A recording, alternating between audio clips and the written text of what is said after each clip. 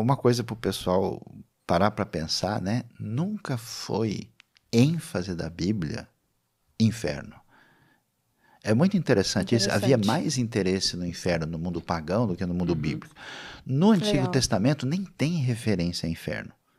O que existe é uma ideia de justiça e que essa ideia da justiça deve predominar, senão a gente vive num universo caótico e sem sentido. E que quando você chega no Novo Testamento, inclusive é curioso, porque Jesus falou mais de inferno para pessoas muito religiosas. É totalmente diferente do que o pessoal imagina. Nossa, a Bíblia é muito louca, É né? muito louco. E aí, qual que é o lance? Acho que o lance mais claro que você tem de inferno é a história do rico e do Lázaro. E é muito Sim. interessante, porque ali você vê o quê? Você vê que a ideia de inferno é a pessoa que não se permitiu entrar numa sintonia amorosa com Deus e ele se tornou refém de si mesmo. E Uhum. refém dos seus próprios descaminhos, ao ponto de ele ter as consequências na vida pós-morte daquilo que ele plantou e está colhendo. E a ideia é tão interessante porque, olha o detalhe, né? Confira comigo no replay, né? Olha o detalhe do texto. O texto vai dizer que o cara é o rico. A coisa mais importante que existia no mundo do Israel antigo é ter nome. Esse cara não tem nome, porque ele fundamentou a identidade dele na riqueza.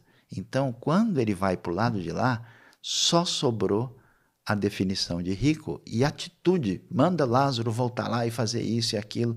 Quer dizer, o cara permanece sem noção, e eu diria assim que inferno, num certo sentido, é ser condenado a si mesmo. Uhum. Uhum. Você pode se tornar o seu pior inimigo.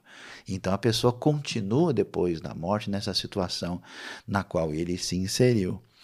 E enquanto o Lázaro, o que é? O Lázaro não é ninguém. Ele é um mendigo. Agora ele tem nome. E Lázaro tem a ver com a palavra que tem a ideia de ajudar, de auxílio. E aí você vai ver, né, que a proposta, o jeito de ser, ele adquiriu uma identidade definida na sua relação de dependência e fé em Deus.